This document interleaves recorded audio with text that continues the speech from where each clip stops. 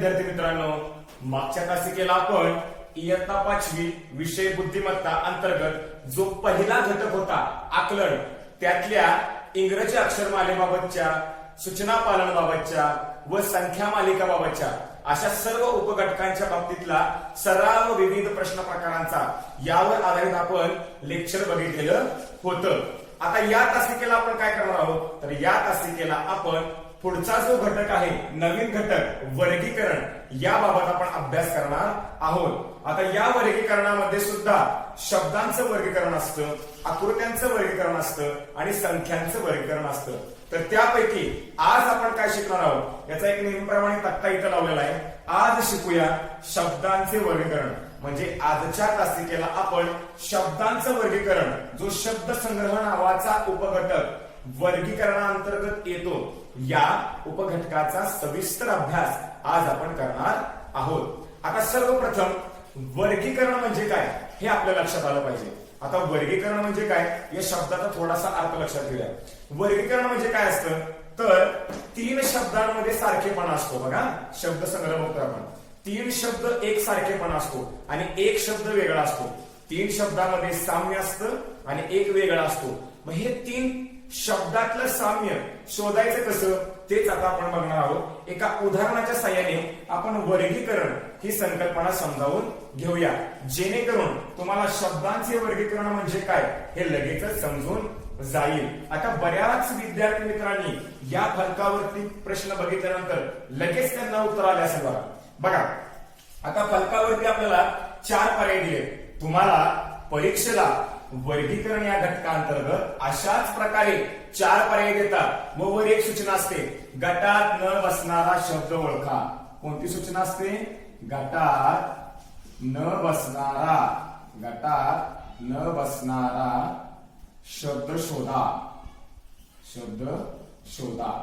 आता कधी कधी शब्द याला ऑब्लिक पद असं पण वापरतात.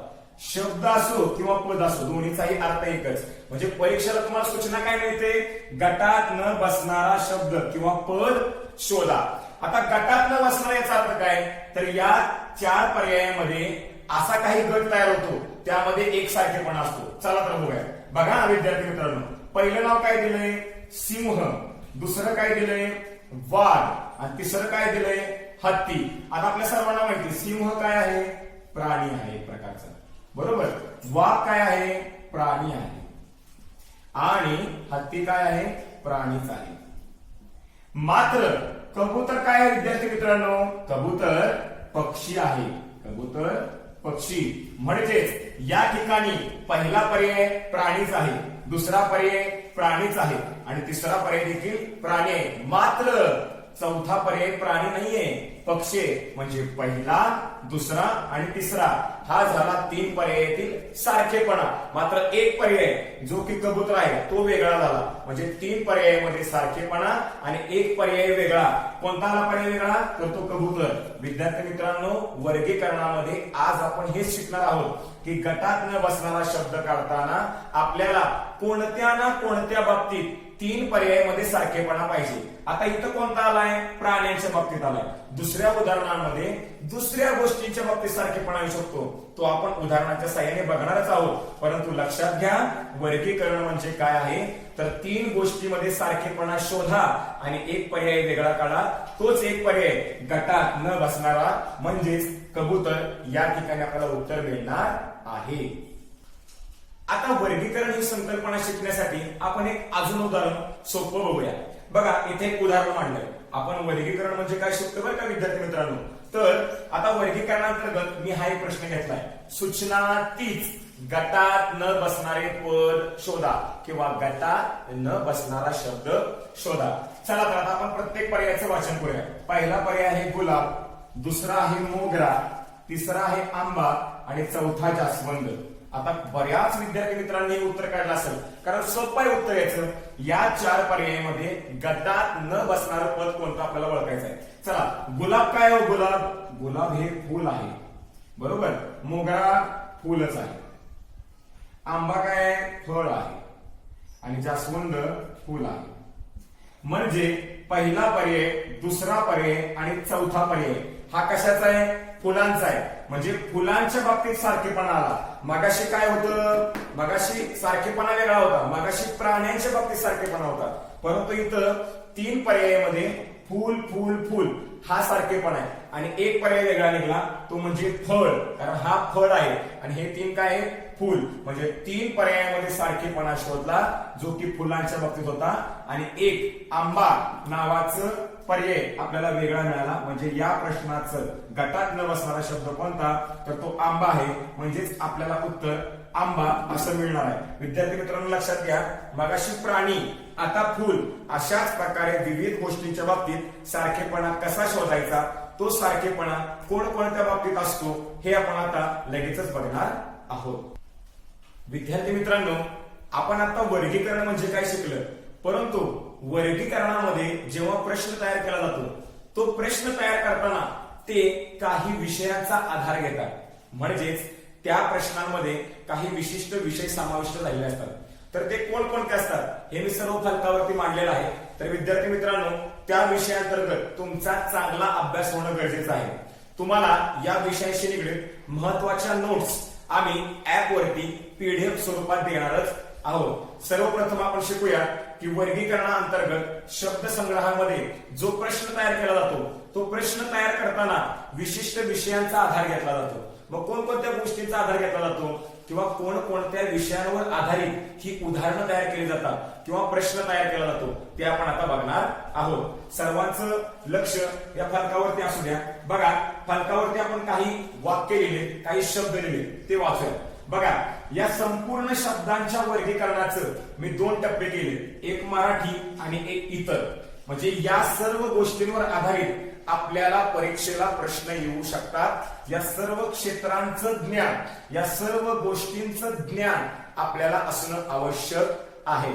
म्हणजे या प्रत्येक घटकाची ओळख आपल्याला होणं गरजेचं आहे. तर ते कोणते घटक आहेत, चला तर बघूया प्रत्येक घटकाचं वाचन. बघा, पहिला सर्वात महत्वाचा विषय मराठी. मराठी विषयाअंतर्गत तुम्हाला एवढ्या घटकांमध्ये किंवा याच्याहून अधिक देखील घटक आहेत ते आपण उदाहरण बघताना सोडवणार आहोत. मराठीमध्ये आपल्याला काय काय बघायचं आहे किंवा मराठी अंतर्गत कोणकोणत्या घटकांवर प्रश्न तयार केले जाऊ शकतात याचा एक तक्ता मी इथं लावलेला आहे. चला तर तो वाचूया. पहिला आहे समानार्थी शब्द. तुमचे जर समानार्थी शब्द पाठ असतील तर तुम्ही वर्गीकरणातला प्रश्न सहज सोडवू शकता. कसा, तर 3 शब्द एकमेकांना समानार्थी असतील परंतु चौथा नसेल, त्याप्रमाणे विरुद्धार्थी शब्दांची जोडी मिळेल. 3 विरुद्धार्थी शब्दांच्या जोड्या योग्य असतील परंतु एक नसेल. पण हे तुम्हाला कधी कळणार, जर तुमचे विरुद्धार्थी शब्द पाठ असतील तर. लिंग वचन यावर आधारित देखील, म्हणजे पुल्लिंग आणि स्त्रीलिंग, 3 शब्द पुल्लिंग असेल, 1 स्त्रीलिंग असेल, अथवा 3 शब्द स्त्रीलिंग असतील, 1 पुल्लिंग असेल. नाम सर्वनाम, 3 शब्द नाम असतील, 1 सर्वनाम असेल. 3 शब्द सर्वनाम असतील, 1 नाम असेल. म्हणजे नाम आणि सर्वनाम हे देखील आपल्याला ओळखता येणं आवश्यक आहे. पिल्लूदर्शक शब्द. आता पिल्लूदर्शक शब्द म्हणजे काय, तर आपल्या सर्वांना माहिती आहे की प्राण्यांच्या पिल्लांना विशिष्ट नावं दिली गेलेली आहे. जसं की सिंहाच्या बाळाला आपण छावा असं म्हणतो. याप्रमाणे अनेक पिल्लूदर्शक शब्द आहेत ते आपण उदाहरणामध्ये बघणार आहोत. याचा देखील अभ्यास तुम्हाला असणं गरजेचं आहे. आणि शेवटचं वचन. 3 शब्द एक वचने असतील, 1 अनेक वचने असेल, अथवा 3 शब्द अनेक वचने असतील आणि 1 शब्द एक वचने असेल. म्हणजे एक वचन आणि अनेक वचन यांचा अभ्यास तुमचा असणं अत्यंत आवश्यक आहे. आता इतर गोष्टींकडे येऊया. मराठी सोडून इतर विषयांचा देखील समावेश वर्गीकरणामध्ये केला जातो. आता काय विचारतात, तर तुम्ही या परिसर अभ्यास शिकलेलाच आहात, 4थी मध्ये शिकलेला आहात, 5वी मध्ये देखील शिकणार आहात. तर परिसर अभ्यास भाग 1, परिसर अभ्यास भाग 2 यावर आधारित देखील वर्गीकरणामध्ये प्रश्न विचारले जाऊ शकतात. त्याही गोष्टींचा अभ्यास तुम्हाला असणं गरजेचं आहे. गणितावर देखील प्रश्न विचारतात. त्यानंतर खेळ, वैयक्तिक खेळ, सामूहिक खेळ, मैदानी खेळ, इंडोर गेम किंवा आउटडोर गेम या पद्धतीने खेळाचं नियोजन करतात. कला आणि वाद्य, वेगवेगळ्या कला प्रकारांची माहिती असणं गरजेचं आहे. वाद्यांच्या प्रकारांची सुद्धा माहिती असणं गरजेचं आहे. आणि शेवटचं शेतीच्या बाबतीत धान्य, भाजीपाला, फळं, फुलं इत्यादी गोष्टींची माहिती, इत्यादी गोष्टींचे गुणधर्म, वैशिष्ट्य माहित असणं गरजेचं आहे. चला तर विद्यार्थी मित्रांनो, थोड्याच वेळात आपण बघणार आहोत या सर्व गोष्टींवर आधारित. आता मराठी विषयापासून सुरुवात करूया. मराठी विषयाअंतर्गत मागाशी सर्व संकल्पना सांगून झालेल्या आहेत. त्यातल्या मराठी विषयामध्ये पहिली जी संकल्पना होती समानार्थी शब्द, त्यावर आधारित कसे प्रश्न तयार केले जातात व वर्गीकरणामधून आपण गटात न बसणारा शब्द कसा शोधायचा ते आता पाहूया. बघा, प्रश्न आपल्याला असा दिलाय. पहिला पर्याय आहे गृह, दुसरा प्रसार, तिसरा भवन आणि चौथा सदन. मी मगाशी सांगितलं होतं, तुमचे जर समानार्थी शब्द पाठ असतील तर तुम्ही लगेचच याचं उत्तर काढू शकता. यासाठी आपले समानार्थी शब्द पाठ असणं गरजेचं आहे. बघा, आता गृह म्हणजे काय हो, तर घर. भवन म्हणजे काय, तर घर. आणि सदन म्हणजे सुद्धा घर म्हणजे घर. याला 3 समानार्थी शब्द आहेत. मात्र प्रसाद हा घराला समानार्थी शब्द नाही. म्हणून या प्रश्नाचं उत्तर प्रसाद असं आपल्याला मिळणार आहे. याचं उत्तर काय आहे, प्रसाद. आता खालचा प्रश्न बघा. पहिला पर्याय क्षीर, दुसरा पय, तिसरा सलील आणि चौथा नीर. आता तुम्हाला हे शब्द नवीन वाटत असतील वरच्या प्रश्नातले, खालच्या प्रश्नातले, परंतु विद्यार्थी मित्रांनो, आपल्या ऍप वरती पीडीएफ स्वरूपामध्ये समानार्थी शब्दांची एक पीडीएफ तुम्हाला दिलेली आहे. तुम्ही ती वाचा, समानार्थी शब्द पाठ करा, जेणेकरून तुम्हाला असे प्रश्न सोडवायला खूप मदत मिळणार आहे. आता हा प्रश्न सोडवूया. पहिला पर्याय क्षीर, दुसरा पय, तिसरा सलील आणि चौथा नीर. आता बघा, क्षीर म्हणजे काय, तर दूध. क्षीर कोणाला शब्द समानार्थी आहे, दुधाला, दूध. पय म्हणजे काय, तर पाणी. सलील म्हणजे पाणी आणि नीर म्हणजे सुद्धा पाणी. बघा, नीर म्हणजे सुद्धा पाणी. म्हणजे दुसरा, तिसरा आणि चौथा शब्द पाण्याला समानार्थी आहे. मात्र क्षीर हा दुधाला समानार्थी, म्हणजेच दुसरा, तिसरा आणि चौथा या पाणी शब्दाला समानार्थी असल्यामुळे आपल्याला उत्तर गटात न बसणारा शब्द अथवा उत्तर काय मिळणार आहे, तर क्षीर असं मिळणार आहे. समानार्थी शब्दांवर अजून थोडासा सराव करूया. प्रश्न असे आहेत. प्रश्नामध्ये पहिला पर्याय पादप, दुसरा तरु, तिसरा वृक्ष आणि चौथा ध्रुव.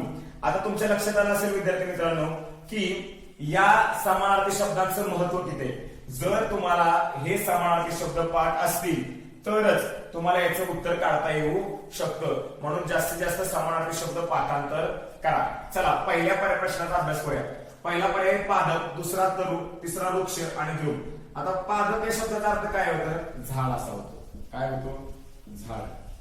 तरु म्हणजे सुद्धा झाडच आणि ध्रुव म्हणजे सुद्धा झाडच. मात्र वृक्ष हा शब्द झाडाला समानार्थी नाही. म्हणजेच पादप, तरु आणि ध्रुव हे झाडाला समानार्थी शब्द असणाऱ्यांचा गट सारखा आहे, परंतु वृक्ष नसल्यामुळे वृक्ष हा शब्द या गटात बसत नाही. म्हणजेच वृक्ष हे याचं उत्तर आहे. खालचा प्रश्न बघा. पहिला पर्याय माता. हा, आता खालचा सोपा आहे, बऱ्यापैकी तुम्हाला माहितीये. पहिला माता, दुसरा जननी, तिसरा पिता आणि चौथा माऊली. आता माता कशाला शब्द समानार्थी, आईला. आपण आईला माता असं म्हणतो, आहे का नाही, आईला माता. जननी म्हणजे सुद्धा माता. पिता नाही. पिता म्हणजे कोण हो, पिता आपण कोणाला म्हणतो, वडील. वडिलांना काय म्हणतो आपण, पिता. आणि चौथा पर्याय माऊली. माऊली म्हणजे सुद्धा आई. म्हणजे माता, जननी आणि माऊली हे आईला समानार्थी आहेत, तर पिता हा वडिलांना समानार्थी आहे. म्हणजे पहिला, दुसरा आणि चौथा पर्याय सारखेपणा आढळतो, मात्र तिसरा पर्याय गटात बसत नाही. म्हणजे या प्रश्नाचं उत्तर पिता असं आपल्याला या ठिकाणी मिळणार आहे. लक्षात ठेवा, समानार्थी शब्द पाठ करणं खूप गरजेचं आहे, कारण एका शब्दाला विविध शब्द समानार्थी असतात. त्यामुळे समानार्थी शब्द पाठ करावे लागतात. त्या मानानं विरुद्धार्थी शब्द थोडेसे कमी पाठ असले तरी चालतात, कारण आपण अंदाज लावून त्या विरुद्धार्थी शब्दांची उत्तरे काढू शकतो. मात्र विद्यार्थी मित्रांनो, एक सूचना लक्षात ठेवा, समानार्थी शब्द आपल्याला पाठच करायचे आहे. चला तर आता विरुद्धार्थी शब्दांवरचे थोडेसे प्रश्न बघूया.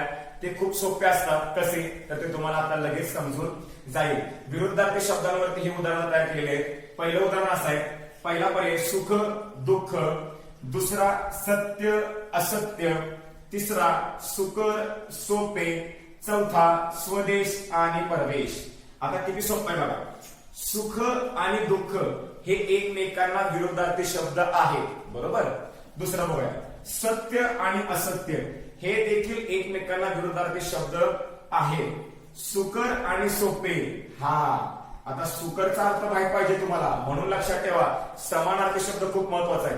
सुकर आणि सोपे या दोन्ही शब्दाचा अर्थ एकच आहे. पुढे जाऊया.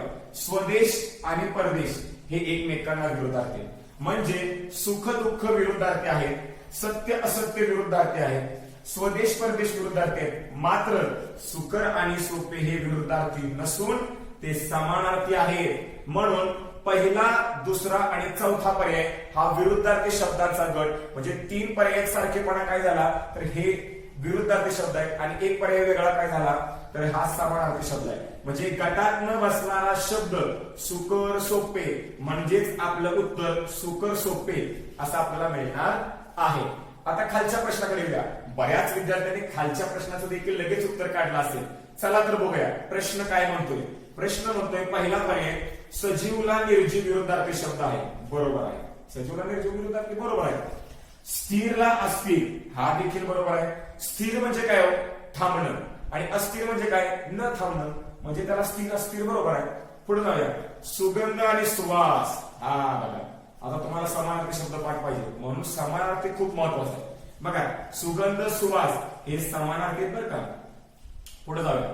कच्चा आणि पक्का हे विरुद्धार्थी आहेत, म्हणजेच सजीव निर्जीव विरुद्धार्थी आहेत, स्थिर अस्थिर विरुद्धार्थी आहेत, कच्चा पक्का हे विरुद्धार्थी आहेत. मात्र हा जो तिसरा पर्याय सुगंध आणि सुवास हा समानार्थी, म्हणजे पहिला, दुसरा आणि चौथा हे विरुद्धार्थी आणि तिसरा समानार्थी असल्याने गटात न बसणारा, म्हणजेच आपलं उत्तर पर्याय क्रमांक 3 सुगंध सुवास असं आपल्याला मिळणार आहे. विरुद्धार्थी शब्द जरी सहज ओळखता येत असले तरी काही विरुद्धार्थी शब्दांची माहिती आपल्याला नसते, म्हणून नवीन विरुद्धार्थी शब्द पण आपण इथं घेत आहोत. परंतु तुम्हाला विरुद्धार्थी शब्द हे देखील थोडेसे वाचणं खूप गरजेचं आहे. चला तर बघूया विरुद्धार्थी शब्दावरची अजून काही उदाहरणे. आता इथं वर प्रश्न लिहिलाय बघा. पहिला पर्याय बलवान दुर्बल, दुसरा दाट विरळ, तिसरा कृतज्ञ कृतघ्न, छोटे लहान. चला तर बघूया ना. बलवान आणि दुर्बल बघा, बलवान म्हणजे शक्तिशाली, दुर्बल म्हणजे किरकोळ, म्हणजे बलवानला दुर्बल विरुद्धार्थी शब्द बरोबर आहे. दाट आणि विरळ, दाट म्हणजे गर्दी, विरळ म्हणजे कमी गर्दी, म्हणजे विरळ म्हणजे गर्दीच नाही थोडक्यात, क्वचित त्याला म्हणतात दाट आणि विरळ, म्हणून दाट आणि विरळ हे देखील विरुद्धार्थी शब्द आहे. पुढे कृतज्ञ आणि कृतघ्न, आता हे शब्द शिका. कृतज्ञ आणि कृतघ्न हे सुद्धा विरुद्धार्थी. कृतज्ञ कोणाला म्हणायचं तर जो आपल्यावरती केलेले उपकार स्मरणात ठेवतो किंवा लक्षात ठेवतो, म्हणजे माझ्यावर कोणी उपकार केले असतील तर मी त्या माणसाला लक्षात ठेवणं, हे झालं माझं कृतज्ञपणा. परंतु कृतज्ञ म्हणजे काय तर ज्यांनी आपल्यावर उपकार केले त्यांना विसरून जाणं, त्याला म्हणतात कृतज्ञ. म्हणून कृतज्ञ आणि कृतज्ञ हे देखील विरुद्धार्थी शब्द आहे. आता पुढचा बघूया. छोटे आणि लहान हा पर्याय बघा.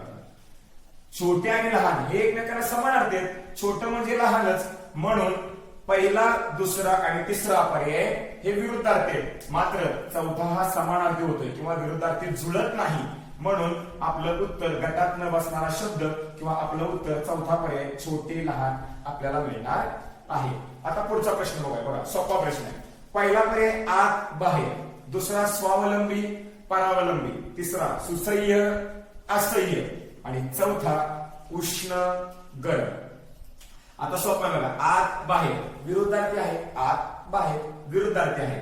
स्वावलंबी परावलंबी, स्वावलंबी म्हणजे काय हो? जो स्वतःची कामं स्वतःच करतो त्याला स्वावलंबी म्हणतात. आणि परावलंबी म्हणजे काय? स्वतःच्या कामासाठी दुसऱ्यावर अवलंबून राहणं, याला परावलंबी म्हणतात. म्हणजेच स्वावलंबी आणि परावलंबी हे सुद्धा विरुद्धार्थी शब्द आहे. पुढे जाऊया. सुसह्य आणि असह्य हे सुद्धा विरुद्धार्थी शब्द आहेत. सुसह्य म्हणजे सहन करता येणारे आणि असह्य म्हणजे सहन न होणारे, म्हणून सुसह्य आणि असह्य हे देखील विरुद्धार्थी शब्द आहेत. आणि शेवटचा उष्ण आणि गरम चौथा पर्याय हा बघा. उष्ण म्हणजेच गरम हो, आपण म्हणतो ना गरम होतंय का तर वातावरण उष्ण आहे म्हणून, म्हणजे उष्ण आणि गरम हे समान अर्थाने वापरले जातात, म्हणून चौथं हे आपलं उत्तर असू शकतं. कारण पहिला विरुद्धार्थी शब्द बरोबर आहे, दुसरा विरुद्धार्थी शब्दांची जोडी बरोबर आहे, तिसरा विरुद्धार्थी शब्दांची जोडी बरोबर आहे. मात्र चौथ्या पर्यायामध्ये दोन्ही शब्द समानार्थी मिळतात, म्हणून गटात न बसणारा शब्द किंवा जोडी आपलं उत्तर हे पर्याय क्रमांक 4 या ठिकाणी आपल्याला मिळणार आहे. विद्यार्थी मित्रांनो लक्षात ठेवा, समानार्थी आणि विरुद्धार्थी शब्द या दोन्हीचाही अभ्यास चांगला केल्यास वर्गीकरणावर आपण अशा प्रकारे उत्तर सहजतेनं काढू शकतो.